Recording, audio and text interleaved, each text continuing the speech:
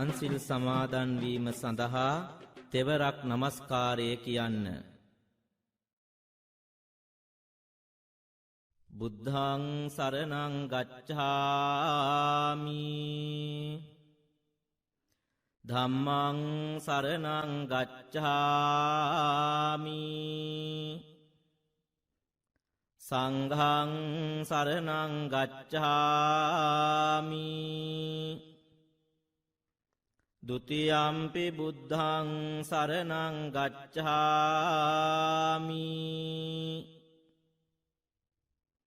ဒုတိယံ පි ධම්මං සරණං ගච්ඡාමි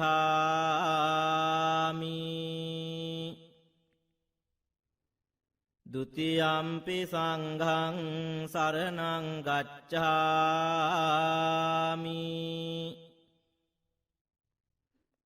တတိယံ පි බුද්ධං සරණං ගච්ඡාමි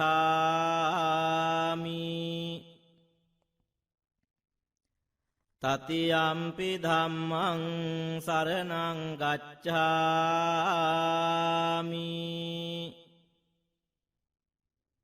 တတိယံ පි සංඝං සරණං ගච්ඡාමි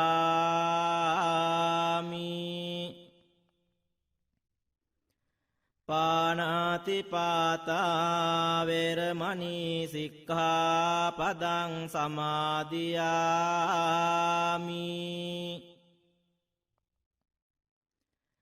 อดินนาดานาเวรมณีสิกขาปดังสมาธิยามิกาเมสุมิจฉาจาราเวรมณีสิกขาปดังสมาธิยามิมุสาวาดาเวรมณีสิกขาปดังสมาธิยามิสุราเมรยมัจจปมาดัฏฐานาเวรมณีสิกขาปดังสมาธิยามิ අපේ සිස්සතන් සංසුන් වීමට විනාඩියක් මෙත් වඩමු. බුද්ධානුභාවයෙන් ධම්මානුභාවයෙන් සංඝානුභාවයෙන් සීලානුභාවයෙන් කුසලානුභාවයෙන් මාගේ සිත සමාධිගත වෙම්වා. බුද්ධානුභාවයෙන් ධම්මානුභාවයෙන් සංඝානුභාවයෙන් සීලානුභාවයෙන් කුසලානුභාවයෙන් මාගේ සිත සමාධිගත වෙම්වා. බුද්ධානුභාවයෙන් ධම්මානුභාවයෙන් සංඝානුභාවයෙන් සීලානුභාවයෙන් කුසලානුභාවයෙන් මාගේ සිත සමාධිගත වෙම්වා. අනන්ත බුදු ගුණ බලයෙන් ධම් ගුණ බලයෙන් මහා සංඝ ගුණ බලයෙන් මම නිදුක් වෙම්වා. නිරෝග වෙම්වා. සුවපත් වෙම්වා. දුකින් මිදේ අනන්ත බුදු ගුණ බලයෙන් ධම් ගුණ බලයෙන් මහා සංඝ ගුණ බලයෙන් මාමෙන්ම මාගේ දෙමාපිය ගුරුවර දූ දරු සහෝදර නෑදෑ හිත මිතුරෝද මැදහත් අයද සතුරෝද අපාද්වීපා බහුපා චතුපා සත්වයෝද නිදුක් වෙත්වා නිරෝග වෙත්වා සුවපත් වෙත්වා දුකින් මිදෙත්වා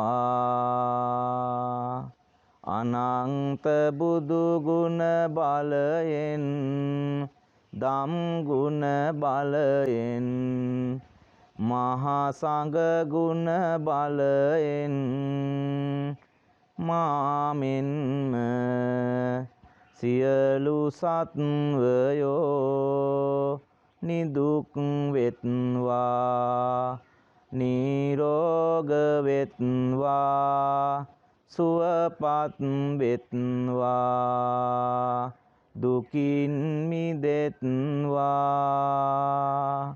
උතුම් නිවනින් සැනසෙත්වා උතුම් නිවනින් සැනසෙත්වා උතුම් නිවනින් සැනසෙත්වා උතුම් නිවනින් සැනසෙත්වා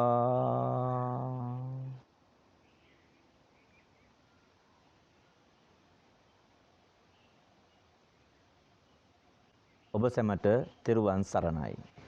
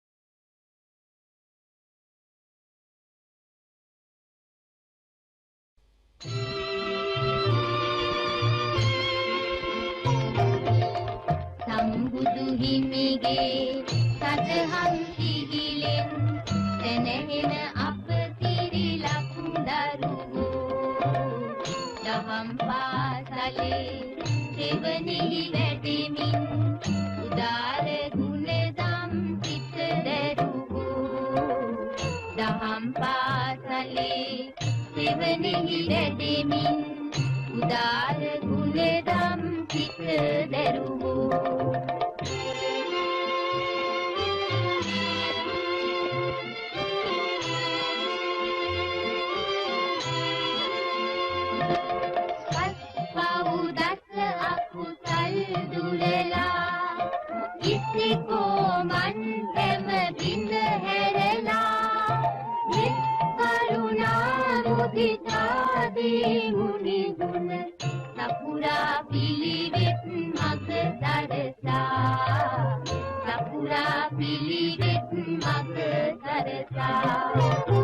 සම්බුදු හිමිගේ සදහම් සිහිලෙන් දැනෙන අප සිරිලක් දරුවෝ දහම් පාසලේ දෙවනෙහි වැඩෙමින් උදාර ගුණදම් සිත දරුවෝ දහම් පාසලේ දෙවනෙහි වැඩෙමින් උදාර ගුණදම් සිත දරුවෝ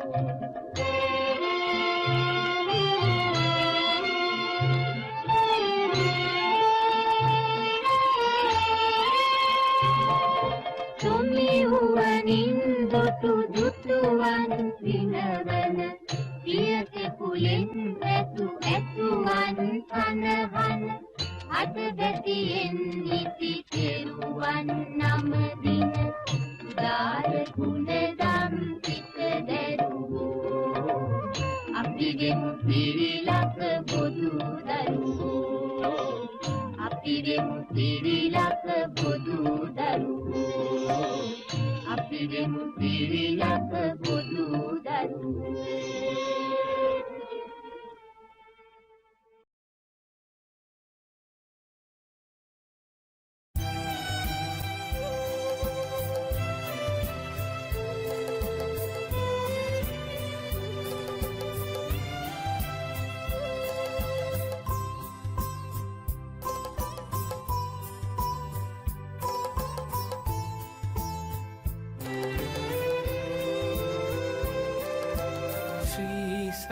ධර්මය දසත පැතිර වූ ජයවර්ධනපුර රජදහනේ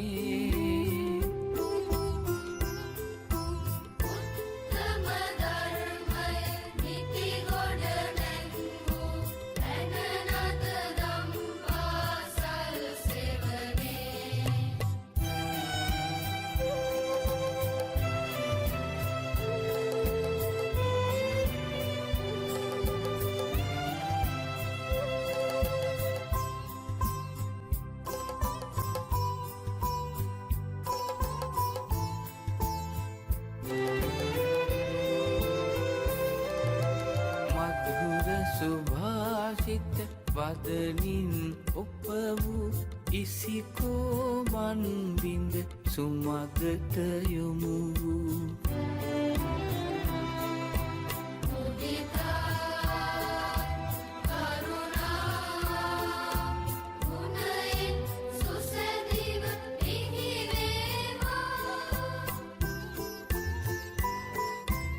උදාර දරුවන්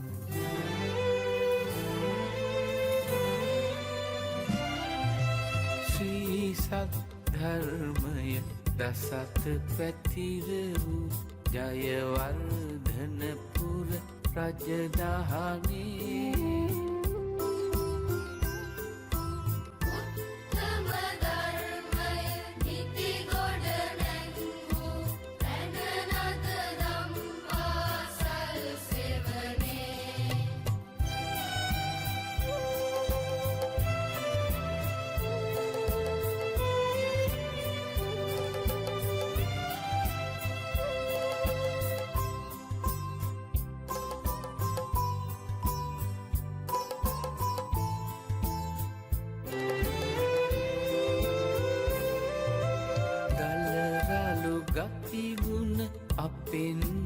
ඉවත් කළ සුචරිතයෙන් අප නිති ඔබවත් කළ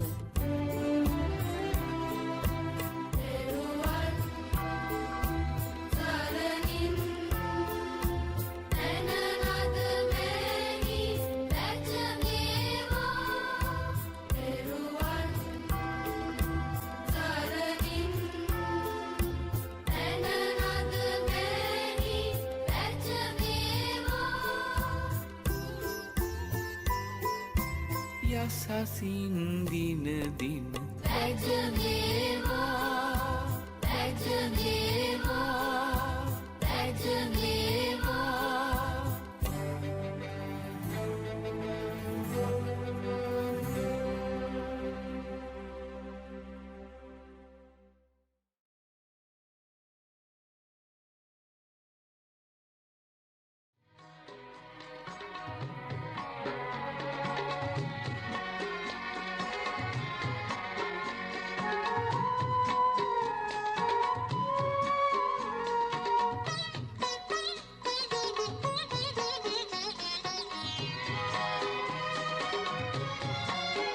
සුබ උදෑසනක් වේවා ඔබට සුබ උදෑසනක් වේවා අලුත් ඉරක් පායයි අද ආසේ අලුත් දිනට පිබිරෙනු මැන සුවසේ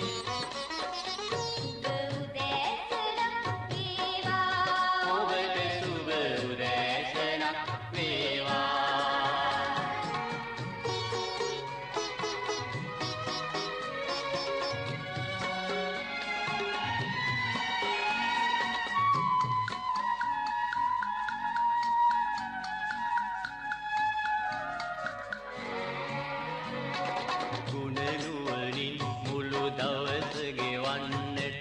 මොහොතක් වූ අපතේ නොයවන්නට සිත කය වේසා වැඩෙහි යෙදෙන්නට සැරසෙමු අද දින සරු කරගන්නට සුබ උදෑසනක් වේවා ඔබට සුබ උදෑසනක් වේවා අලුත් ඉරක් පායයි අද ආසේ අලුත් දිනට පිබිරෙනු මැන සුවසේ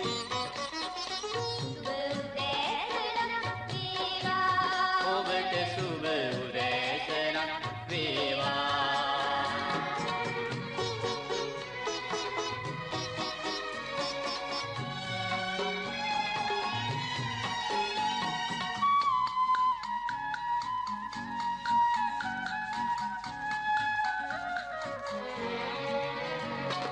රටට වැයට මෙහෙයක් සලසන්නට මිනිස් වගට සැනසීමක් දෙන්නට දිවියෙන් සවියෙන් බල ලැබ ගන්නට හිතා ගනිමු අද සතුටින් ඉන්නට සුබ උදෑසනක් වේවා ඔබට සුබ උදෑසනක් වේවා අලුත් ඉරක් පායයි අද ආසේ අලුත් දිනට පිබිරෙනු මැන සුවසේ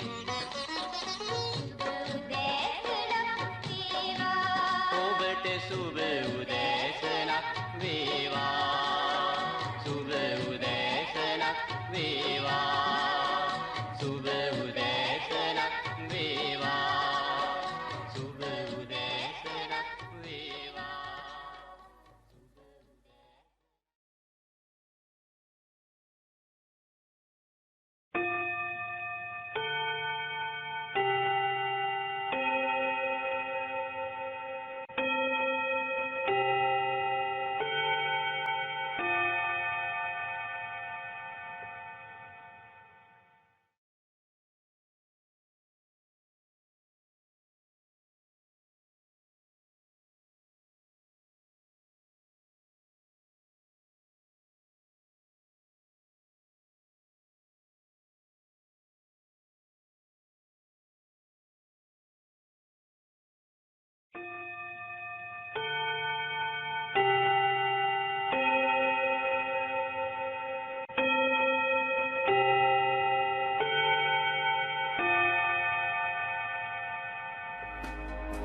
සුබ උදෑසන මේ ඔබේ පළමුවන කාලච්ඡේදයේ ආරම්භයයි.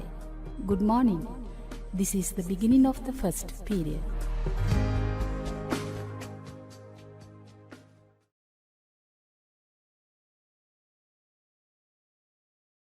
ආයුබෝවන්. තෙරුවන් සරණයි දුවේ පුතේ. අද අපි කරන්නේ 17 වෙනි පාඩම. පෙළ පොතේ 49 වෙනි පිටුව. විවේකයෙන් නිසිඵල ලබමු.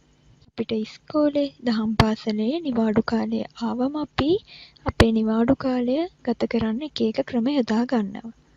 අපි සෙල්ලම් කරනවා, තව අලුතෙන් හම්බෙන දෙසැම්බර් මාසේ නිවාඩුවට නම් අපිට අලුතෙන් හම්බෙන පොත් බලනවා.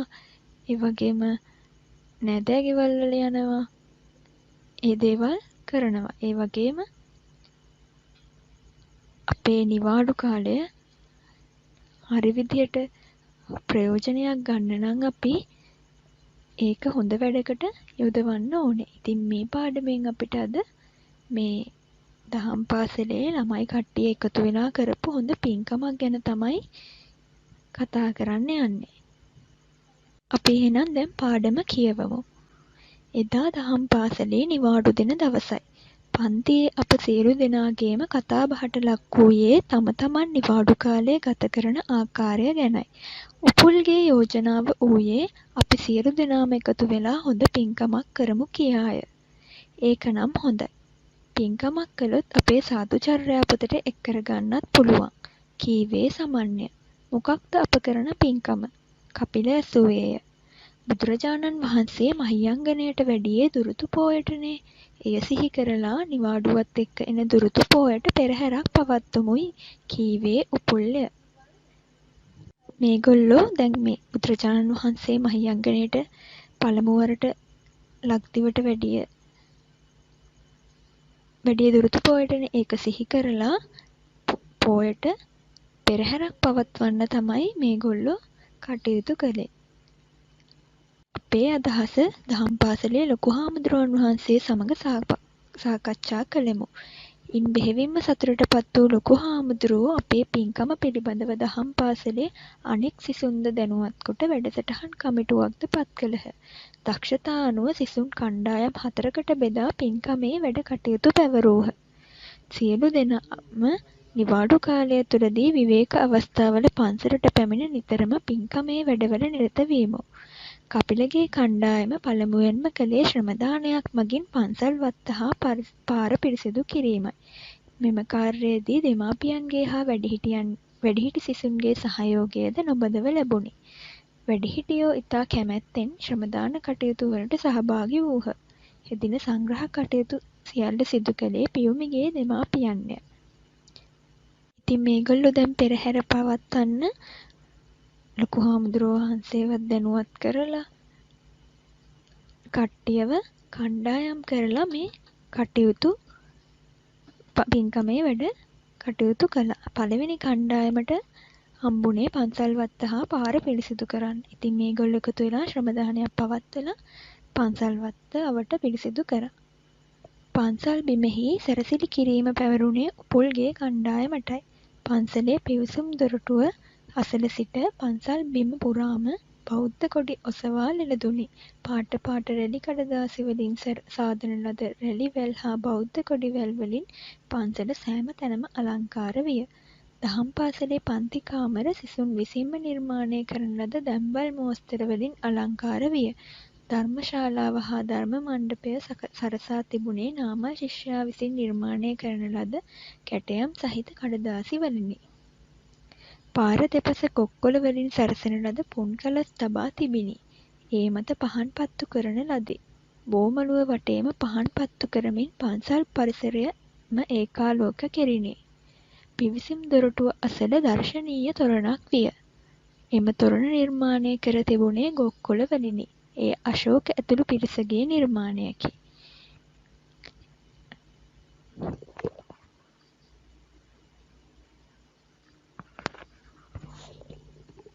දෙවැනි කණ්ඩායමට හම්බුනේ මේ පන්සල් භූමිය සැරසිලි කටයුතු. ඉතින් ඒගොල්ලෝ පන්සලේ භූමිය පුරා කොඩි එල්ලලා රැලි වැල් එල්ලලා ඒ වගේම පන්ති කාමර සරසලා ඒ වගේම ධර්මශාලාවේ ධර්ම මණ්ඩපයක් ඉදි කරා. ඒ වගේම පාර දෙපැත්තේ ගොක්කොළ වලින් පුන් කලස් තියලා පහන් පත්තු කරන්න හරි ගැස්සුවා. ඒ වගේම බෝමළුවේ පහන් පත්තු කරන්න සැකැස්සුවා.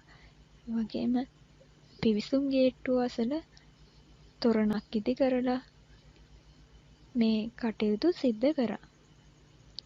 සමන්ගේ කණ්ඩායම පෙරහැර සංචාරණය කරන මාර්ගයේ සැලසිලි කළහ. ඒ සඳහා යොදාගත්තේ ගොක්කොළ ආරුක්කු හා රුක්රැහැන්ය. මාර්ගය හරහා බෞද්ධ කොඩි එල්ලා තිබූ අතර පාර දෙපස තැනින් තැන ගොක්කොළ වලින් සෑදූ පුන් කලස් දක්නට ලැබිණි. මේ සඳහා ගොක් කලාවදත් ගමේ වැඩිහිටි අයගේ උදව් උපකාරද නොමදව ලැබිණි. ඒ වගේම පෙරහැර ගමන් කරන මාර්ගයත් ඒගොල්ලෝ සැරසිලි කරා. ගොක්කොළ ආරුක්කු ගොක්කොළ රැහැන් වගේ බෞද්ධ කොඩි ඒ දේවල් එල්ලලා පාර සැලසුවා.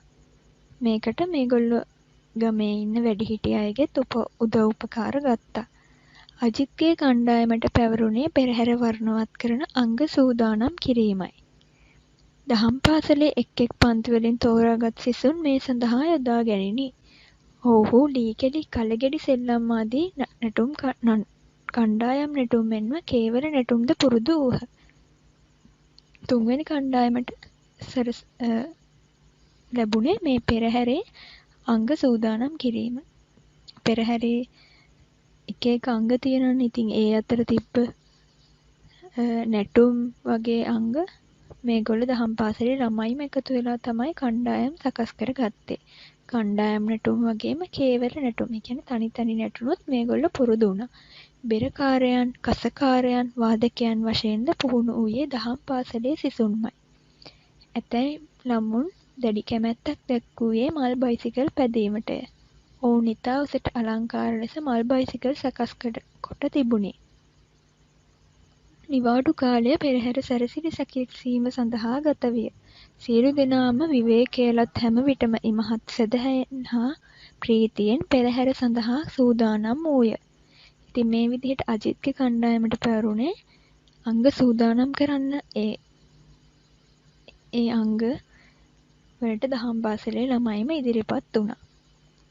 දුරුතු පෝය දින සවස 4ට ගමේ සියලු දෙනාම පන්සලට රැස් වූහ.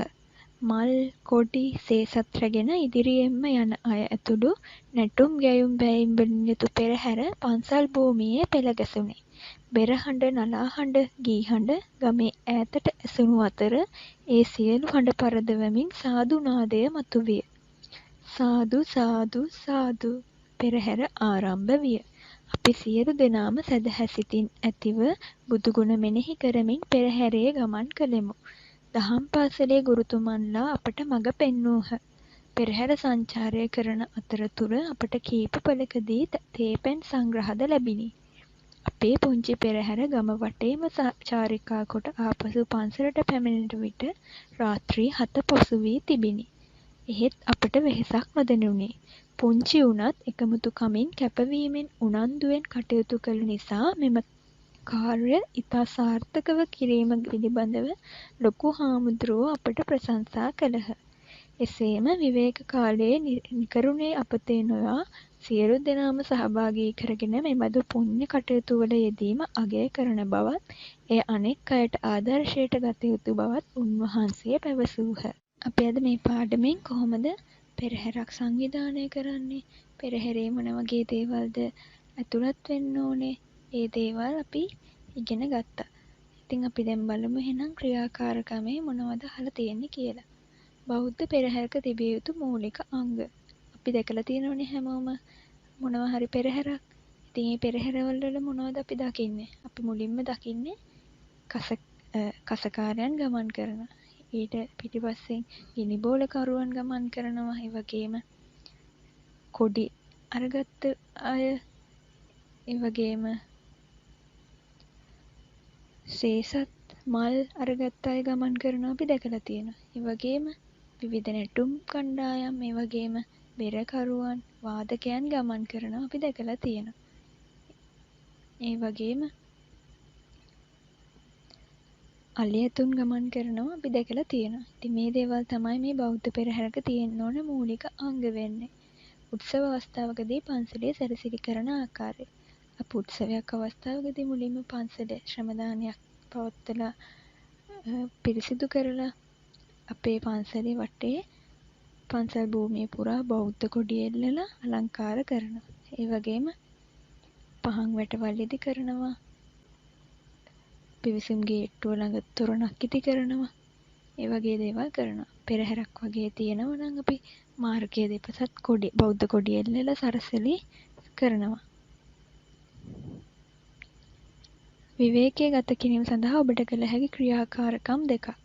අපි විවේක අවස්ථාවලදී අපේ ගෙදරදී කරන දේවල්. අපි විනෝදාංශයක් විදිහට අපිට පුළුවන් මුද්දර එකතු කරන්න, ඒ වගේම ගස්සල් හිටවන්න, තව එක එක අත්කම් නිර්මාණ කරන්න, ඒ වගේ දේවල් අපිට කරන්න පුළුවන්. අනිත් අයට කරදරයක් වෙන්නේ නැති, අපිට හිතේ සතුටක් ඇති වෙන දේවල් අපිට අපේ විවේක කාලය නිකරුණේ ගත කරන්නේ නැතුව හොඳ දෙයකට යොදා ගන්න පුළුවන්. ඔබ පන්සලේ පැවැත් වූ පෙරහැරක් චිත්‍රයට නගන්න. අප පන්සලේ කටින පෙරහැර, ඒ වගේම පෙරහැර දැකලා තියෙනවනේ. ඉතින් ඒ දැකපු පෙරහැරක් අපි චිත්‍රයට අපේ ලියන පොතේ අඳිමු. ඉතින් මේ ප්‍රශ්න වලටත් අපි අපේ ලියන පොතේ ගෙදරදී පිළිතුරු ලියමු. තෙරුවන් සරණයි.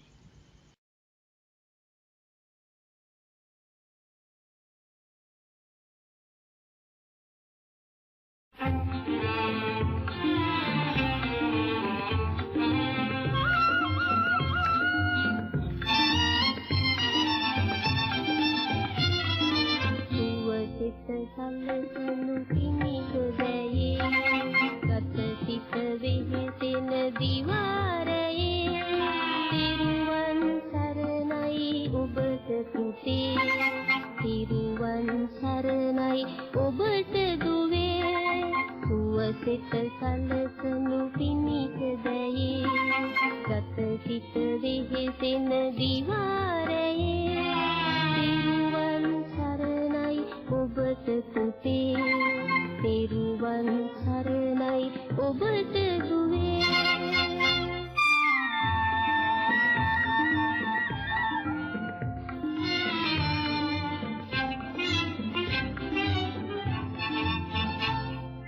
රජ රට කටු කරවන්නේ කරේ මහවැලි වියවර ඇදෙනු පෙනේ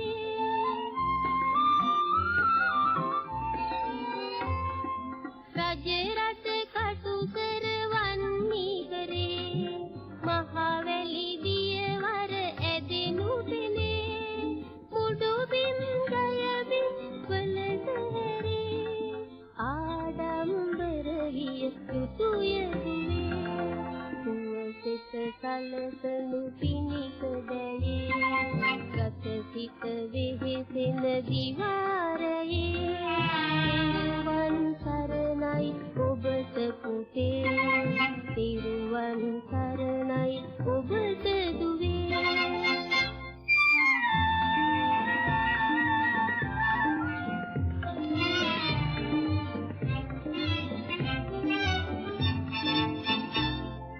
පොත් මල ලුණු ගම් විහිර වගේ ගලාස් තනවා සිහල බිමේ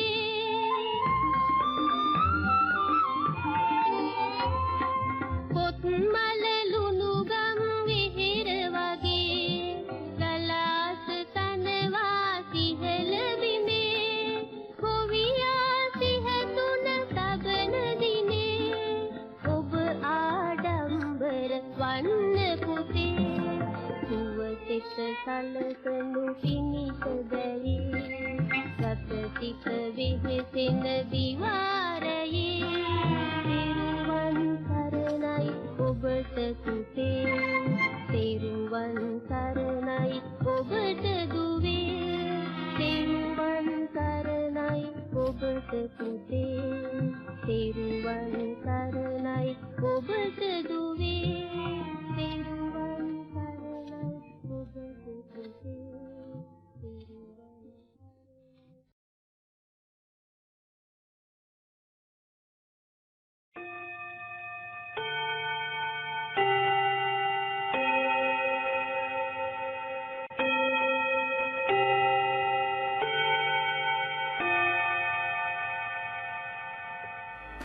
මේ ඔබේ දෙවන කාලච්ඡේදයේ ආරම්භයයි.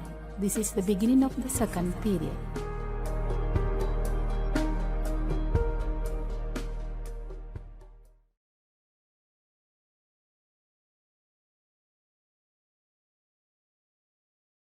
ආයුබෝවන් දුවේ පුතේ, අද අපිට තියෙන්නේ 4 වන ශ්‍රේණියේ 3 වෙනි පාඩම. පාඩමේ නම තමයි අකුරු උගනී කුමරු සොඳවා. ඈත අතීතයේ දඹදිව මධ්‍ය ප්‍රදේශයේ ශාක්‍ය නැමැති ජනපදයක් විය. එහි අගනුවර වූයේ කිඹුල්වත්පුරයයි. කිඹුල්වත්පුරයෙහි සුද්ධෝදන නැමැති ඉතාමත් ධාර්මික රජ කෙනෙක් රජකම් කළේය. ඒ රජුගේ අගමෙහිසිය වූයේ මහාමායා දේවියයි.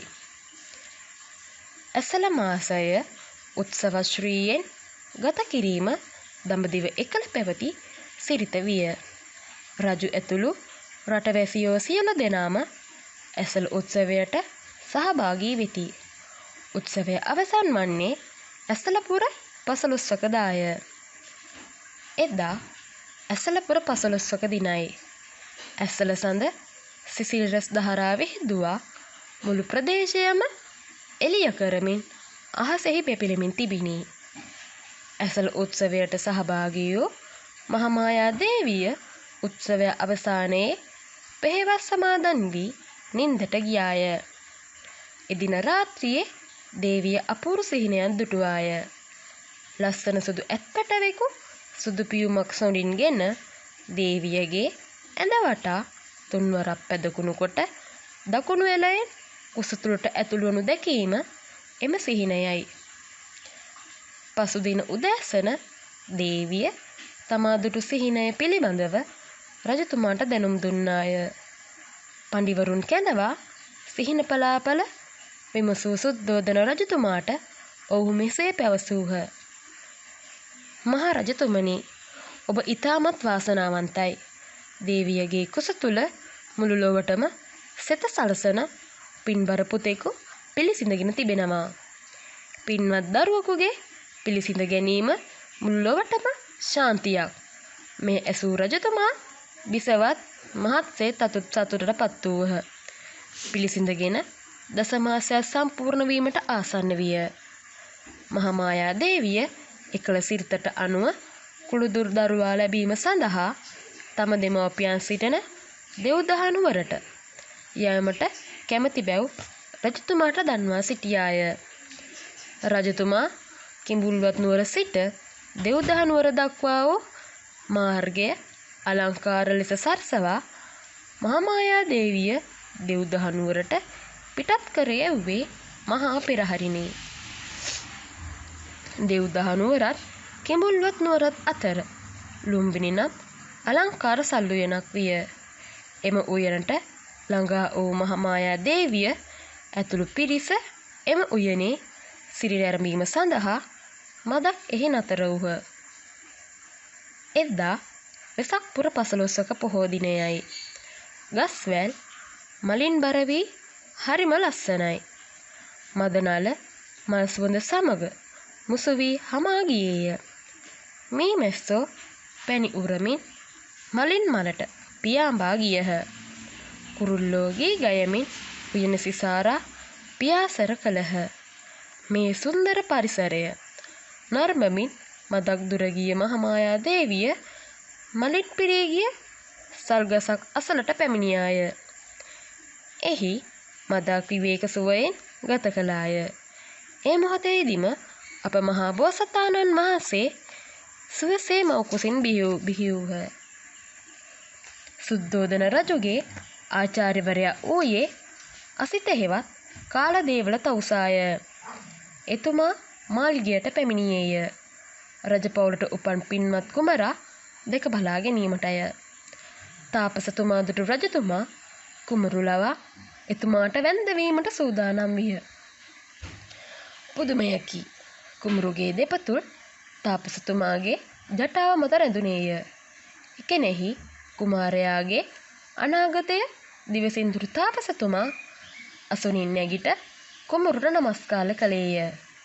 එය දුටු පිය රජතුමාද ඇඳිලි බැඳ කුමරුට නමස්කාර කළේය. එය පිය රජුගේ පළමු වැඳීමයි. මහරජතුමනි, මේ පින්වත් කුමාරයා අනාගතයේදී බුදු බවට පත්වන්නේ යැයි තාපසතුමා පැවසීය. බෝසතාණන් වහන්සේ ඉපදී පස්වනදා පැවතියේ නම් තැබීමේ උත්සවයයි. එදින කුමරුගේ ශරීර ලක්ෂණ පරීක්ෂා කර බැලූ බමුණු පඬිවරුන් ඇතුළු බැරි දෙනෙක් මේ කුමරා ගිහි විසූ සක්විති රජවන්නේය. පැවිදි වුවහොත් බුදු වන්නේ යැයි පැවසූහ. කොණ්ඩඤ්ඤ නැමැති බමුණු පඬිවරයා පැවසූයේ මෙම කුමරු ඒකාන්තයෙන්ම බුදුවන බවයි. බුදු බවට පත් වී අනාගතයේදී ලෝකවාසීන්ට යහපතක්ම සිදු කරන්නේය යන අර්ථයෙන් කුමරුට සිද්ධාර්ථ යන නම් තැබිණි. බෝසතාණන් වහන්සේ ඉපදී 7 වන දින මහාමායා දේවිය කලුරිය කළාය. ඉන්පසුව මහාමායා දේවියගේ නැගණිය වූ මහා ප්‍රජාපති ගෞතමී දේවිය විසින් කුමරා හොඳින් ඇතිදැඩි කරගන්නා ලදී. බෝසතාණන් වහන්සේට පස්මසක් ගත විය. මේ කල කිඹුල්වත් පුරේ කුඹුරු ගොවිතැන් කටයුතු කරන කාලයයි. ගොවිතැන් පටන් ගැනීම සඳහා රජතුමාගේ ප්‍රධානත්වයෙන් වප්මගුල් උත්සවයක් පැවැත්විණි. මෙම උත්සව අවස්ථාවට කුඩා සිදුහත් කුමාරයාද කැඳවාගෙන ගොස් තිබිණි. කිරිමව්වරුන් උත්සවය නරඹද්දී කුඹුර අසල තිමුරුන් දම ගසක් මුල බෝසත් කුමාරයා පලක් බැඳ හිඳගෙන ආනාපාන සති භාවනාව වැඩීය. මෙම අසිරිය දෙක අතිශය සතුටටපත් වූ සුද්ධෝදන රජතුමා ඇඳිලි බිඳ කුමාරයාට නමස්කාර කළේය. මෙය පිය රජතුමාගේ දෙවන වැඳීමයි. සියලුයස ඉසුරු විඳිමින් සුවසේ වැඩුණු බෝසත් කුමාරයා ශිල්ප ශාස්ත්‍ර ඉගෙනීම සඳහා නිසි වයසට පැමිණියේය. එකල රජකුමාරවරුන්ට ශිල්ප ශාස්ත්‍ර ඉගෙනීමට බාර වූයේ බමුණු පඬිවරුන්ටය. සුද්ධෝදන රජතුමා සිදුහත් කුමාරයාට ශිල්ප ශාස්ත්‍ර ඉගෙනීම සඳහා සාරමිත්‍ර නම් බමුණු ආචාර්යවරයා වෙත බාර කළේය. කුමාරයා රජ කෙනෙකුට අවශ්‍ය නීති ශාස්ත්‍රය, කඩු ශිල්ප, දුන් ශිල්ප හා ඇතුන් අසුන් හැසිරවීම ආදී සියලුම ශිල්ප ගුරුවරයාට ඉතා කේකරුවත් ඉතා දක්ෂ ලෙසත් ඉක්මනට ඉගෙන ගත්තේය.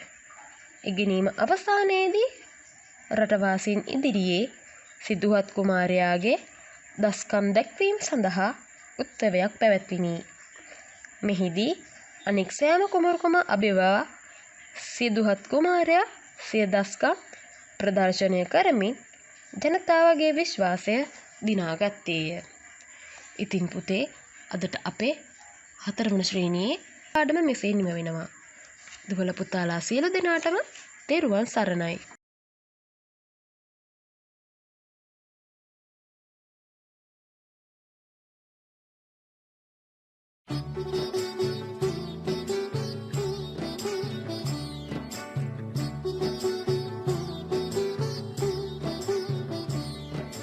වක්කඩ ළඟ සිත්ත පැටව රොත්ත පිටින් දඟලනවා උපුරෑන තපස් දෙසින් මාන බලනවා.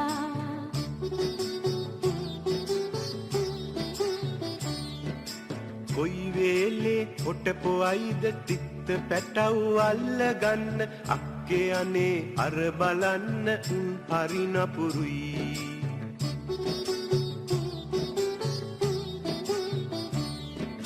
වක්කඩ ළඟ තිත්ත පැටව රොත්ත පිටින් දඟලනවා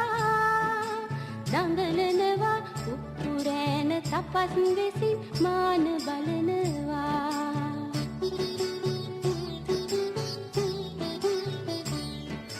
වැලි අහුරක් අරන් මලේ ෂෝස් කියලා විසි කරන්න කුක්කුරෑන ඉගිලෙනවා අර බලන් මලේ.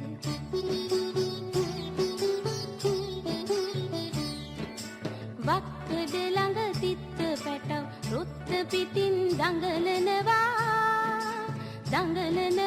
කුක්කුරෑන තපස් දෙසින් මාන බලනවා.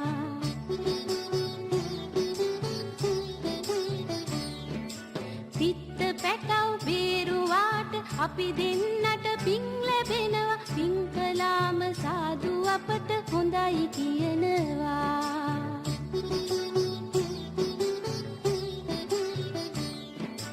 වක්කඩ ළඟ සිත්ත පැටව රොත්ත පිටින් දඟලනවා උක්කුරෑන තපස් වෙසින් මාන බලනවා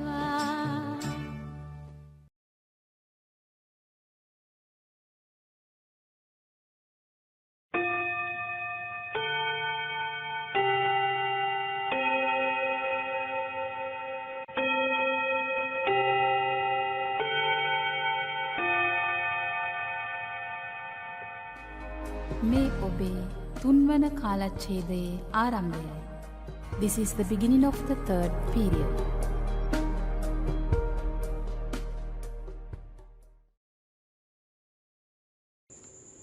සුබ උදෑසනක් වේවා. තෙරුවන් සරණින් අද දවසේ සියලු කටයුතු සාර්ථක වේවා. දූල පුතාලට මම ලස්සන ඒ වගේම ආදර්ශමත් කතාවක් කියලා දෙන්නයි මේ සූදානම් වන්නේ. කතාවේ නම මානසවිල. මේ කතාව තියෙන්නේ ජාතක කතා සංග්‍රහයේ. එහි ඇති සෑම ජාතක කතාවකම කතා දෙකක් තියෙන බව මේ දූල පුතාලා දන්නවනේ. එකක් තමයි වර්තමාන කතාව. අනෙක තමයි අතීත කතාව. මේ කතාවේදී දූල පුතාලට ඉගෙන ගන්න ලැබෙන්නේ අතීත කතාව. මේ කතාවේ නම තමයි චුල්ලහංස ජාතකය. එහෙමනම් දැන් අපි චුල්ලහංස ජාතක කතාවේ අතීත කතාව ඉගෙන ගනිමු. ඉස්සර කාලේ මහීස නම් රට සකුල කියලා රජ කෙනෙක් රාජ්‍ය කළා. ඒ කාලේ අපමහ බෝසතාණන් වහන්සේ ධෘතරාෂ්ට්‍ර නමින් විශාල හංස පිරිසකට නායකයා වෙමින් හංස රජකුව ඉපිද වාසය කළා. එක දවසක් හංස පිරිස සමග මානසවිලට ගොදුරු සොයා ගිය විටකදී හංස රජු වැද්දකුගේ උගුලකට අහු වුණා. හංස පිරිස මරණ බයින් පලා ගියා. එහෙත් හංස රජුගේ සුමුඛ නම් හංස සේනාධිපතියා පමණක් හංස රජු උගුලට අසූ බව දැනගෙන එහිම රැඳී සිටියා. වැද්දාට හසු නොවි වහා මෙතනින් පලා යවයි.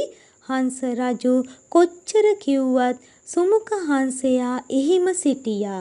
ඒ වෙලාවේ එතනට පැමිණි වැද්දා ඔබ මෙහි රැඳී නොසිට පලා යවයි සුමුඛ හංසයාට කිව්වා. එවිට සුමුඛ හංසයා කියන්නේ වැදි පුත්‍රය, මේ මාගේ නායක හංස රජ්ජුරුවෝ. මම ඔහුගේ අතවැසි සේනාධිපති වෙමි. දුකට පත්වෙලා ඉන්න ස්වාමියා හැර යාම හොඳ මිත්‍රයෙකුගේ ලක්ෂණය නොවේයි. ඒ නිසා මම මෙහිම රැඳී සිටිමි කියා හංස රජුට නිදහස ලබා දෙන ලෙස ඉල්ලා සිටියා.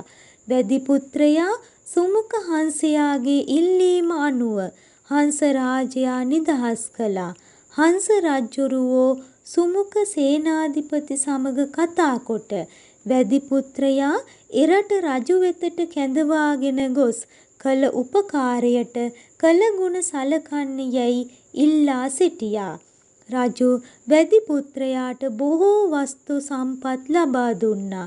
අනතුරුව හංසයෝ දෙදෙනා රජ්ජුරුවන්ට බොහෝ ස්තුති කොට තමන් වාසය කරන චිත්‍රකූට පර්වතයටම ගියා. මේ කතාවෙන් අපට ගන්න පුළුවන් ආදර්ශ ගොඩාක් තියෙනවා. ප්‍රධානම ආදර්ශය තමයි පුතේ කරුණා ගුණය. තමාගේ නායකයාට කරදරයක් වූ විට අතහැර නොයාම. මිත්‍රයෙකුට කරදරයක් විපතක් වූ විට තමන්ට පුළුවන් ආකාරයෙන් පිහිටවීම.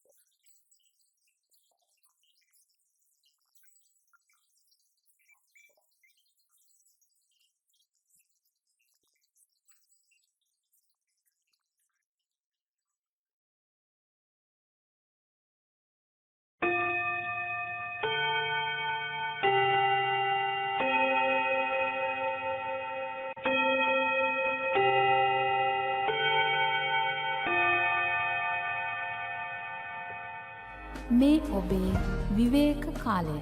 This is the time for your interval.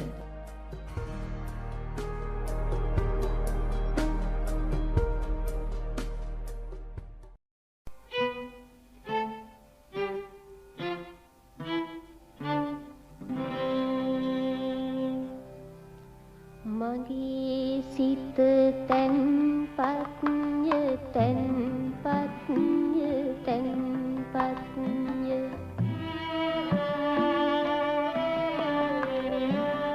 මගේ සිත පිවිතුරුය සංසුන්ය තැන්පත්ය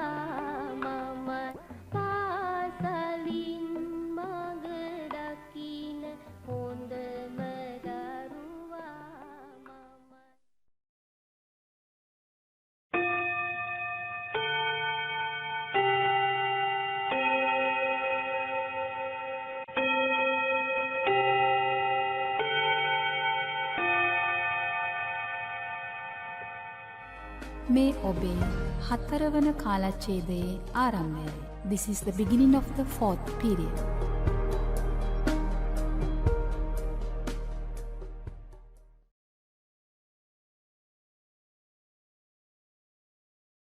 ආයුබෝවන් වේ පුතේ. අද අපිට තියෙන්නේ 4 වන ශ්‍රේණියේ 5 වෙනි පාඩම. පාඩමේ නම තමයි වෙසක් අසිරිය. ලුම්බිනියේ සාලවනේ උතුම් වෙසඟ පෝය දිනේ මහාමායා මව් කුසිනේ මහ බොහෝසත් පහළ උනේ. මේකේ තේරුම තමයි ලුම්බිනි නම් සල් උතුම් වූ වෙසක් පුන් පොහොය දිනයක මහාමායා දේවියගේ මව් කුසෙන් අප මහා බෝධිසත්වයන්ගේ උප්පත්තිය සිදුවීම. දැන් අපි දෙවන කවිය දෙස අවධානය යොමු කර බලමු.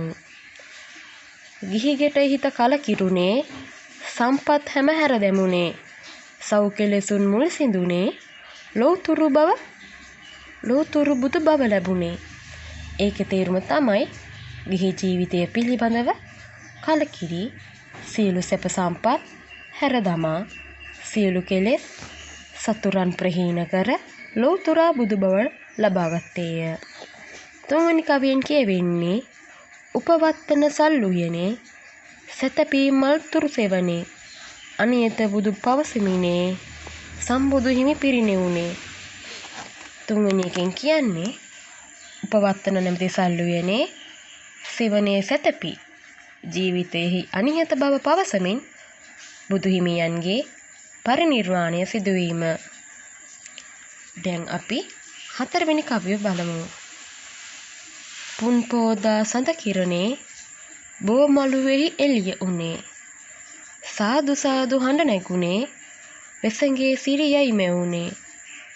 4 වෙනි එකෙන් කියන්නේ වෙසක් පුන් පොහොය දිනේ චන්ද්‍රයාගේ සඳ රැස් වලින් බෝ මළුව එළිය වී ජනයාගේ සාදුනාදයෙන් වෙසක් පුන් පොහොය දිනේ අසරිමත් බව මැවී තිබීම. අපි දැන් 5 වෙනි කවිය බලමු.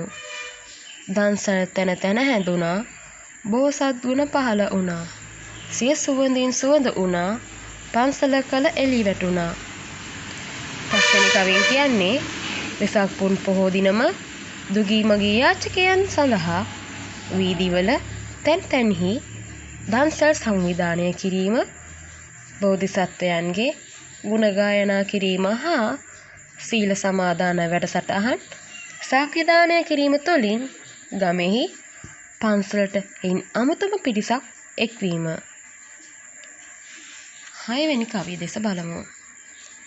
ගැට බෙර හේ විසිදෙන වැඳඳ කොඩිසේසත් විලක්කෝ මැද දෝතට මල්ගෙන සුදු වැඳ අප යන පෙරහැර දුටුවද. 6 වෙනි එකෙන් කියන්නේ ගැට බෙරය හේ විසි කොඩි සේසත් විලක්කෝ මල් වට්ටිගෙන සුදුවතින් සැරසී පෙරහැර සංවිධානය කිරීම වෙසක් පුන් පොහෝ දිනම සිදුවීමයි. 7 වෙනි කවිය බලමු. පහන් කූඩු හැඩ වැඩකොට දල්වමු එක් වී හවසට පුංචි සිතේ මැවෙන සතුට සීමා කළ නොහැකිය මට.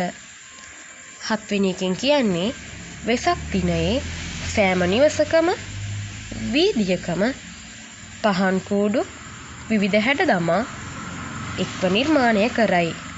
පුංචි දරුවන්ට මෙය නව අත්දැකීමකි. විවිධ වර්ණවලින් නිර්මාණය කළ මේ පහන් කූඩු දල්වා නැගෙන සතුට සීමා කිරීමට නොහැකි තරම්ය. දැන් පුතේ අපි 8 වෙනි කවිය දෙස අවධානය යොමු කරලා බලමු. බෝසත් සිරිතේ අඟනා දසුන් මවන මන බඳිනා තොරණේ විසිතුරු දකිනා සිත් සතුටින් ඔප වැටුණා. 8 වෙනි කවියෙන් කියන්නේ බෝධිසත්ව චරිතයේ විවිධ අවස්ථා චිත්‍රයට නගිමින් විවිධ බුබුලු වලින් ආලෝක කර තොරණ සංවිධානය කිරීම තුළින්ද බොදුසිත සතුටින් ඔපවත් වන බවයි. අපි දැන් අන්තිම කවිය දෙස අවධානය යොමු කර බලමු. බෝසත් ගුණ පිරිමුතුපට පළඳා අපගේ ගෙලවට ජීවත් වුවහොත් හැම විට එයයි වෙසඟ දිනේ සතුට. ඒකේ තේරුම තමයි බෝධිසත්වයන්ගේ ගුණ දහම්. ඒ කියන්නේ මහා කරුණාව, මහා ප්‍රඥාව, මහා දයාව, යථාවාදී තථාකාරයේ ගුණය, තාදී ගුණය එකට එකතු කර මුතුපටක් මෙන් පැරඳගෙන ජීවත් වනවා නම් සෑම මොහොතකම එය තමා වෙසක් දිනයේ සැබෑම සතුට. ඉතින් පුතේ අදට අපේ 4 වෙනි ශ්‍රේණියේ පාඩම මෙසේ නිම වෙනවා. දුවල පුතාලා සියලු දෙනාටම තෙරුවන් සරණයි.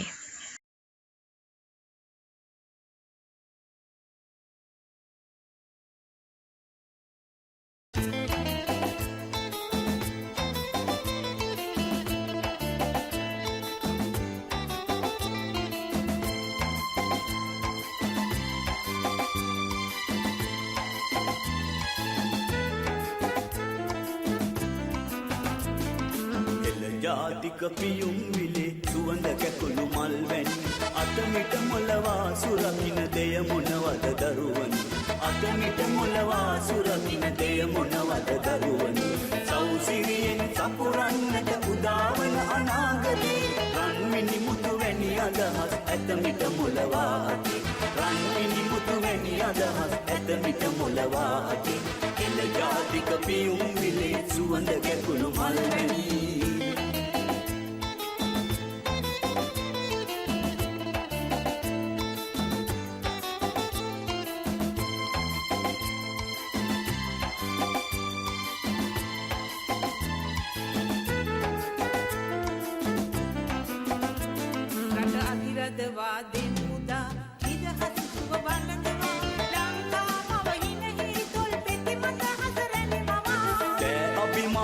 අනුරාගය බිහි කළ හද තුළේ අනගාරික ධර්මපාල හිමි සමරමු සිංහලි අනගාරික ධර්මපාල හිමි සමරමු සිංහලි හෙළ ජාතික පියුම් විලේ සුවඳ කැකුළු මල් වැනි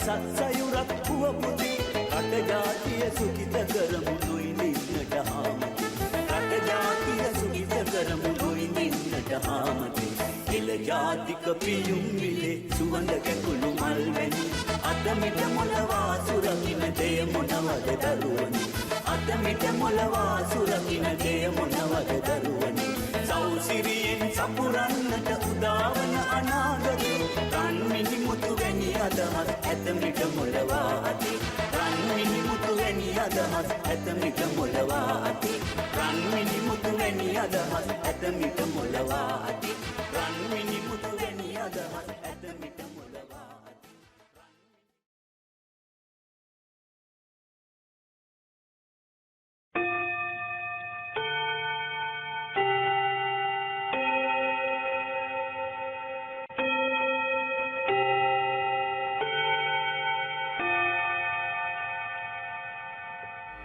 මේ ඔබේ පස්වන කාලච්ඡේදයේ ආරම්භයයි. This is the beginning of the 5th period.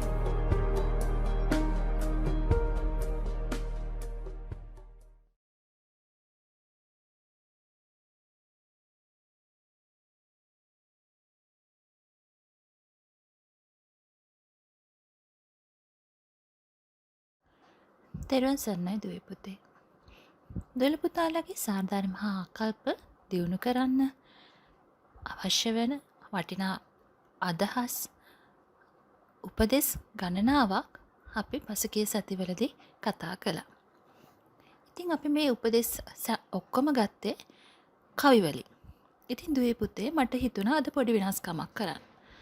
අද මම දුවල පුතාලගේ සාරධර්ම ආකල්ප වැඩි දියුණු කරන්න අවශ්‍ය වෙන ඒ උපදෙස් ගන්න හිතුවේ කතන්දරයකින්. ඉතින් ඒ කතන්දරේ කියන්න කලින් මං ආසයි දුවල පුතාලගෙන් දැනගන්න. දුවල පුතාලගේ වටිනාකම කීයද? දුවල පුතාලා හිතන විදිහට රුපියල් 100ක්, ලක්ෂයක්, ලක්ෂ 10ක්, ලක්ෂ 50ක්, කෝටියක් කියන්න පුළුවන්ද? හිතන්න පුළුවන්ද මං තමන්ගේ වටිනාකම මෙච්චරක් වෙයි කියලා? හරි. අද අපි බලමු කොහොමද අපේ වටිනාකම අපි තේරුම් ගන්නේ. අපේ වටිනාකම අපි දැනගන්නේ කියලා.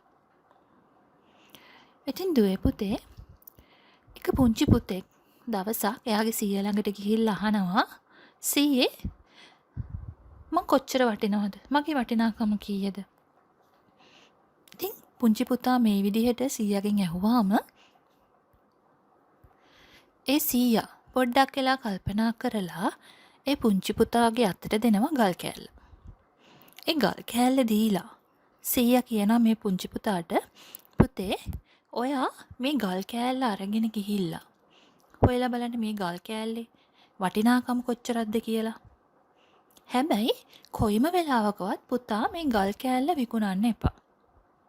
එහෙම කියලා කිව්වට පස්සේ මේ පුංචි පුතා සීයාර දීපු ගල් කෑල්ලත් අරගෙන යනවා. ඒ ගල් කෑල්ලේ වටිනාකම කොච්චරද කියලා හොයාගන්න.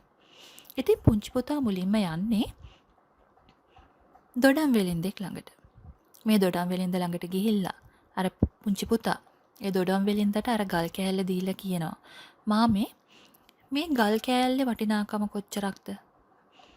එහෙම ඇහුවට පස්සේ අර දොඩම් වෙලින්ද හොඳට අර පුංචි පුතා දීපු ඒ ගල් කෑල්ල අරගෙන හොඳට බලනවා. එහෙම බලනකොට ඒ වෙලින්දට පේනවා ඒ ගලේ පොඩි දිස්නයක් දෙනවා. ඉතින් මේ වෙලෙන්ද අර පුංචි පුතාට කියනවා පුතේ මං ඔයාට මේ ගල් කෑල්ලට දොඩම් ගෙඩි 200ක් දෙන්න. ඒ කියන්නේ ගොඩම් ගෙඩි 12ක් දෙන්න. එහෙම කිව්වට පස්සේ පුංචි පුතා කියනවා ස්තුතියි මාමේ මගේ සීයා කිව්වා මේ ගල විකුණන්න එපා කියලා. මට ඕනේ මේ ගලේ වටිනාකම දැනගන්න විතරයි. එහෙම කියලා අර ගල් කෑල්ලත් ආයෙ ඉල්ලගෙන මේ පුංචි පුතා යනවා. ඉතින් අර දොඩම් වෙලෙන්ද ගාවින් ආපු පුංචි පුතා ඊළඟට යන්නේ එළවලු වෙලෙන්දෙක් ළඟට. අර එළවලු වෙලෙන්ද ළඟට ගිහිල්ලා කලින් වගේම අහනවා මාමේ මේ ගල් කෑල්ලේ වටිනාකම කීයද? ඉතින් එළවලු වෙලෙන්දත් හොඳට අර ගල පරීක්ෂා කරනවා. හොඳට පරීක්ෂා කරලා එළවලු වෙලෙන්ද කියනවා පුතේ මං ඔයාට මේ ගල් කෑල්ලට එළවලු ගෝණියක් දෙන්න. පුතා මට මේ ගල දෙන්න. ඉතින් අර ඉස්සෙල්ලා වගේම ඒ පුංචි පුතා කියනවා නෑ මාමේ මට ඕනේ මේ ගල් කෑල්ලේ වටිනාකම දැනගන්න විතරයි. මගේ සීයා කිව්වා මේක විකුණන්න එපා. ඒකින්ද මම මේක විකුණන්නේ නැහැ. එහෙම කියලා පුංචි පුතා අර ගල් කෑල්ලත් අරගෙන ඊළඟට යනවා ආභරණ වෙලින්දෙක් ළඟට. ඒ ආභරණ වෙලින්ද ළඟට ගිහිල්ලා පුංචි පුතා කියනවා මාමේ මට මේ ගල් කෑල්ලේ වටිනාකම දැනගන්න ඕනේ. මේ ගල කොච්චරක් වටිනවද? එහෙම ඇහුවට පස්සේ අර ආභරණ වෙලෙන්ද කලින් වෙලෙන්ද දෙන්න වගේම හොඳට ගල පරීක්ෂා කරලා බලලා පුංචි පුතාට කියනවා පුතේ මං ඔයාට මේ ගල වෙනුවට ලක්ෂ 10ක් දෙන්නම්. ඔයා මට මේ ගල දෙන්න. පුංචි පුතා එපා කියලා යන්න හදනකොට කියනවා නෑ මං එහෙනම් ඔයාට රත්තරන් මාල දෙකක්ම දෙන්නම්කෝ. ඔයා මට මේ ගල දෙන්න. එතකොට පුංචි පුතා කියනවා නෑ මාමේ මට රත්තරන් මාල එපා. ඒ වගේම ලක්ෂ 10ක් එපා. මොකද මගේ සීයා කිව්වා මට මේ ගල විකුණන්න එපා. මට ඕනේ මේ ගලේ වටිනාකම දැනගන්න විතරයි. එහෙම කියලා අර ගලත් අරගෙන ඒ පුංචි පුතා එතනිනුත් යනවා. එතනින් ගිහිල්ලා එයා ඊට පස්සේ යනවා මැණික් වෙලෙන්දෙක් ළඟට. ඒ මැණික් වෙලෙන්ද ළඟට ගිහිල්ලා කලින් තුන් වතාවේ වගේම පුංචි පුතා කියනවා මාමේ මට මේ ගලේ වටිනාකම දැනගන්න ඕනේ. මේ ගල කොච්චරක් වටිනවද? එහෙම කිව්වට පස්සේ අර මැණික් වෙලෙන්දා හොඳට ගල පරීක්ෂා කරලා බලනවා. එහෙම පරීක්ෂා කරලා බලලා මේ මැණික් වෙලෙන්දා පුංචි පුතාගෙන් අහනවා පුතේ පුතාට කොහෙන්ද මේ ගල? කවුද ඔයාට දුන්නේ? ඉතින් එහෙම ඇහුවට පස්සේ පුංචි පුතා කියනවා මාමේ මගේ සීයා තමයි මට මේ ගල දුන්නේ. එහෙම කිව්වට පස්සේ මැණික් වෙලෙන්දා කියනවා පුතේ මේ ගලට හරියන වටිනාකමක් මට දෙන්න බෑ. මේ ගලේ වටිනාකමට දෙන්න තරම් මුදල් මා ගාව නැහැ. මොකද මේ ගලේ වටිනාකම කියන්න බෑ. ඒකින්ද මට මේකට මිලක් කියන්න බෑ. කියලා කියවපුවට පස්සේ පුංචි පුතා ඒ මැණික් වෙලෙන්දට ස්තුති කරලා යනවා. ඉතින් එයා සීයා ගාවට ගිහිල්ලා කියනවා සීයේ මම අද දොඩම් වෙලෙන්දෙක් ගාවට ඊට පස්සේ එළවලු වෙලෙන්දෙක් ළඟට ආභරණ වෙලෙන්දෙක් ළඟට වගේම මැණික් වෙලෙන්දෙක් ළඟට ගියා. එයාලා ගියාට පස්සේ එයාලා මට කිව්වා මේ ගල වෙනුවට දොඩම් ගෙඩි 12ක් දෙන්නම් කිව්වා. ඊට පස්සේ එළවලු ගෝණියක් දෙන්නම් කිව්වා. ආභරණ වෙලෙන්ද ගාවට ගියාට පස්සේ ආකුවා ලක්ෂ 10ක් දෙන්නම්. ඊට පස්සේ රත්තරන් මාල දෙකක් දෙන්නම් කියලා. එහෙම කියලා අන්තිමට මැණික් වෙලෙන්ද ගාවට ගියාට පස්සේ යා කිව්වා මේ ගලට මිලක් නියම කරන්න බෑ. මේකට දෙන්න සල්ලි යාගාව නැහැ කියලා. ඉතින් පුංචි පුතා මේ විදිහට යාගේ සීයාට කිව්වහම සීයා කියනවා දැන් පුංචි පුතාට තේරෙනවද මේ ගලේ වටිනාකම කීයද? පුතාගේ වටිනාකම කීයද කියලා? එතකොට මේ පුංචි පුතා කියනවා සීයේ මට ඒගොල්ලෝ කියපු කිසි දෙයක් තේරුනේ නැහැ. මට තේරෙන්නේ මේ ගලේ වටිනාකම කීයද? ඒ වගේම මගේ වටිනාකම කීයද කියලා. එතකොට සීයා කියනවා පුතේ ඕනෙම කෙනෙක් මොනවා හරි දෙයකට මොනවා හරි වස්තුවකට වටිනාකමක් නියම කරන්නේ ඒ කෙනාගේ දැනීම අනුව. ඒ කෙනාගේ දැනුම අනුව. එහෙමත් නැත්නම් ඒ කෙනාගේ අත්දැකීම අනුව. තවත් කෙනෙක් ඒ දෙයට වටිනාකමක් නියම කරනවා. හැබැයි නියම වටිනාකම දෙන්නේ නැහැ. එයා බොරු වටිනාකමක් තමයි දෙන්නේ. ඉතින් මේ වගේ තමයි අපේ ජීවිතේටත් කෙනෙක් වටිනාකමක් නියම කරනකොට හරි වටිනාකම ලැබෙන්නේ නැහැ. එක එක්කෙනාගෙන් ලැබෙන්නේ එක එක විදිහේ වටිනාකම් කියලා. ඉතින් පුතේ දැන් සීයායි පුංචි පුතාට දීපු උපදෙස අපිට අපේ ජීවිතේටත් අදාළ වෙනවා. මොකද අපේ ජීවිතේ වටිනාකම අනිත් අය අපිට දෙන්නේ එක එක විදිහට. අපේ අම්මලා තාත්තලාට අපේ වටිනාකම දැනෙන විදිහ වෙනස්. අපේ වැඩිහිටියන්ට, අපේ ගුරුවරුන්ට, අසල්වාසීන්ට, සහෝදර සහෝදරියන්ට, මිත්‍රයන්ට මේ එක එක පුද්ගලයන්ට අපේ වටිනාකම වෙනස්. හැබැයි අපේ වටිනාකම අනිත් අයට වඩා අපිටයි දැනෙන්න ඕනේ. ඒ කියන්නේ තමන් තමන්ට වටින්න ඕනේ. කිසිම වෙලාවක තමන්ට වටිනාකමක් නියම කරන්න අනිත් අයට අවස්ථාවක් දෙන්න එපා. අපි අපේ වටිනාකම දැනගෙන ඉන්න ඕනේ. අපේ වටිනාකම කියලා නිම කරන්න බෑ. අපේ වටිනාකම අපිට වැඩි දියුණු කරගන්න පුළුවන් පුංචි දුවේ පුතේ, දුවල පුතාලා හොඳට ඉගෙන ගත්තොත්.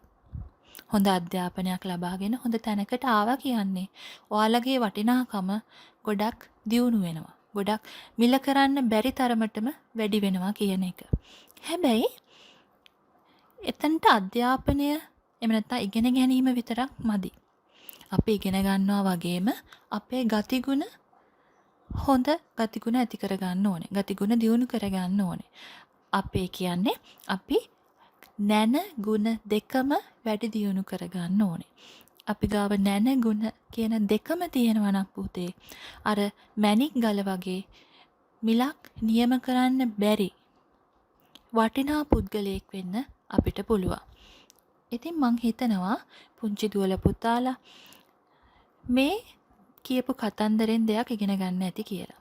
ඒ කියන්නේ දුවල පුතාලගේ වටිනාකම කියලා නිම කරන්න බෑ. ඒ වටිනාකම තවත් වැඩි දියුණු කරගන්න පුළුවන් Tamanටමයි.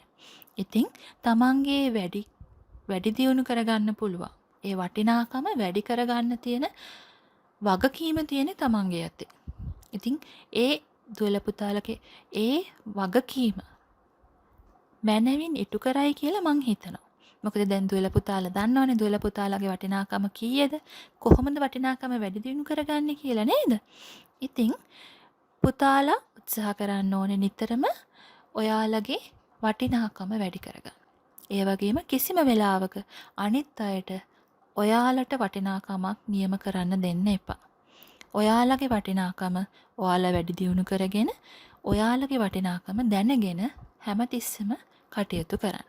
ඒ කියන්නේ ಗುಣ නැන දෙකෙන්ම සම්පූර්ණ වෙච්ච දරුවෙක් වෙන්න. ඉතින් දුවේ පුතේ අදට අපේ සාර ධර්ම ආකල්ප දියුණු කරන්න අපි කතා කරන සාකච්ඡා මාලාව අදට මෙතනින් අපි අවසන් කරනවා. ලබන සතියේදීත් අපි බලමු ඔයාලගේ සාර ධර්ම ආකල්ප දියුණු කරගන්න පුළුවන් මේ විදිහේ තවත් උපදෙස් මොනවද කියලා. තෙරුවන් සරණයි.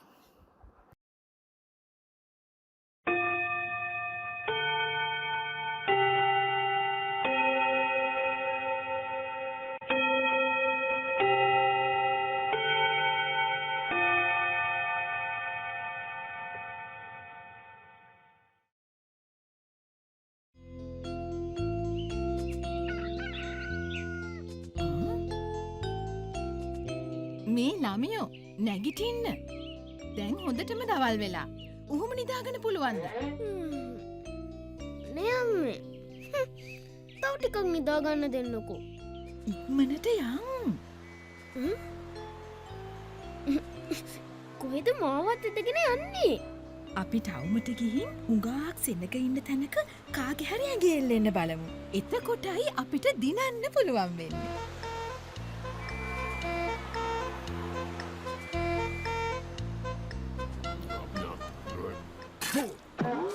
තරහ වෙන්න එපා මාම කිව්වට මාම කරපු වැඩේ නම් හරි නරකයි. ඒ මොකද්ද? පාරේ කෙල ගහපු එක. එනවා මෙතන මට උගන්නන්න. අන්න පුතේ ඉන්නවා ළමයි දෙන්නේ. කිට්ටු කරලා බලන්න. අම්ම එන්නේ නැද්ද? අපි දෙන්නම එකම තැන ඉඳලා බෑ.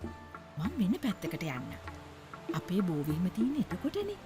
හැම තැනම පතුරවන්න ලේසියිනේ. මේ දෙන්නගෙන් කාගේ හරි ඇඟේ එල්ලෙන්න ඕනේ. ඉස්කෝලේට ගිය ගමන් කාලෙම නේද අක්කේ? මාත් කියන්නමයි හිටියේ. අම්මද මොනවද දන්නේ නැහැ හැදුවේ. තලු මරමර කනකොට තමයි මට ලේසියෙන්ම කටට පනින්න පුළුවන් වෙන්නේ. තියන්තන් අත හෙල්ලුණා. අක්කා ඔය කන්න හදන්නේ අත හේදුවෙත් නැතුවනේ. ඔයත් දැන් කන්නකො බබූ. මට කටට පැන ගන්න. අතින් කටට. අතින් කටට.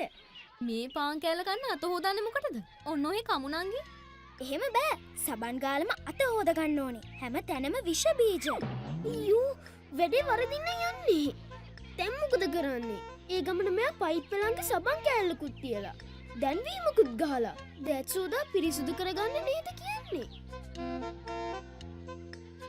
මන්නන්ගිට පාන් කෑල්ලක් ඉතුරු කළා. කාලා ඉතුරු කරපු කෑමක් මන්නම් කන්නේ නෑ. අපේ ආරක්ෂාව අපි මැති කරගන්න ඕනේ අක්කේ. කැස්සෙන්, කෙලවලින්, කිවිසුමෙන් බෝවෙන ලෙඩක් තියෙනවා COVID-19 කියලා. මං ඉස්කෝලේ යාළුවෝ හැමෝටම කියලා දෙනවා මේකෙන් බේරෙන හැටි. මෙයා දන්න තරම් පණ්ඩිත කෙල්ලෙක්. මෙතන හිටියොත් නම් මට මුකුත්ම කරගන්න බැරි වෙයි වගේ. කිලිටි දෙපා පිරිසිදු කර මුව ආවරණ පළදිමු. මීටරයක් දුරින් ඉඳන් කොවිඩ් සතුරා පරදමු. යහපත් ගති පුරුදු වලින් ආරක්ෂා ඇති කරගමු. අපි රැකුණොත් රටම රැකෙයි. එය සිහිපත් කරගෙන ඉමු. අනේ අම්මේ මම පෙරගන්න. අම්මෝ මං ඉවරෝ.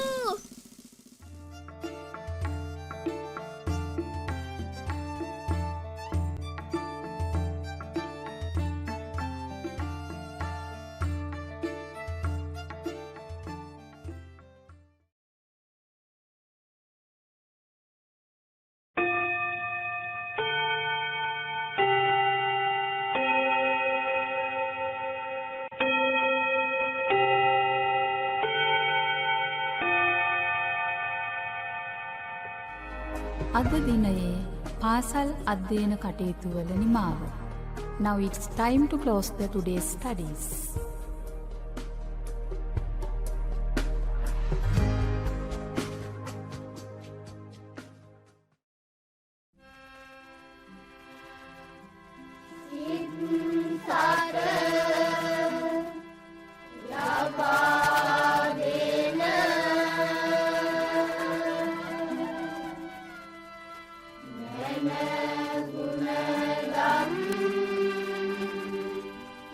Vada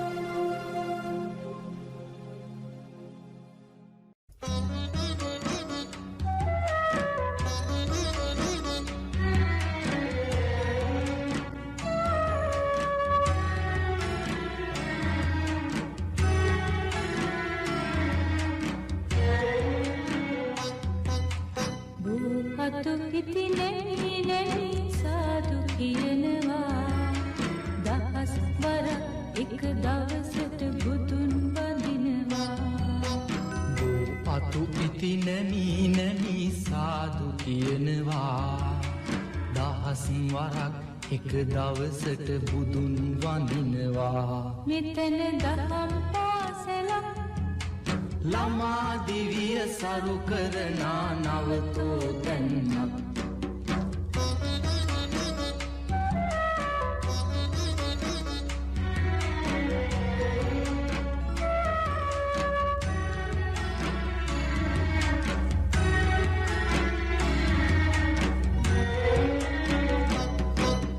පුංචි ළමයි මල් අරගෙන පේලි ඇදෙනවා අතින් අතට අපි වැඳගෙන ගාථා කියනවා පුංචි ළමයි මල් අරගෙන පේලි ඇදෙනවා අතින් අතට අපි වැඳගෙන ගාථා කියනවා මෙතන දහම් පාසලක් අහසිවුරේ ඇසුර ලබන නවතෝ ගන්න භූපතු විදි නැවී නැවී සාදු කියනවා දහස් වර එක දවසට බුදුන් වඳිනවා භූපතු විදි නැවී නැවී සාදු කියනවා දහස් වරක් එක දවසට බුදුන් වඳිනවා මෙතන දහම් පාසලක් ළමා දිවිය සරු කරනා නවතෝ තැන්න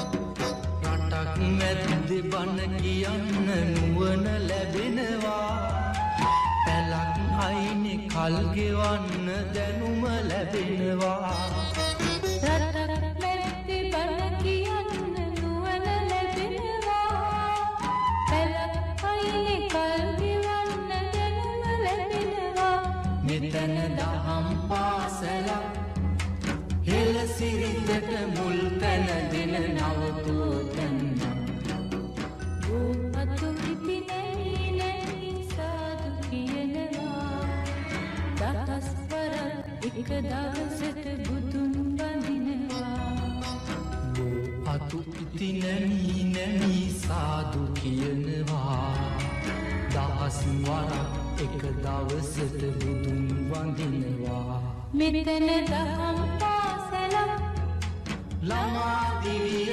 සරු කරනා නවතෝ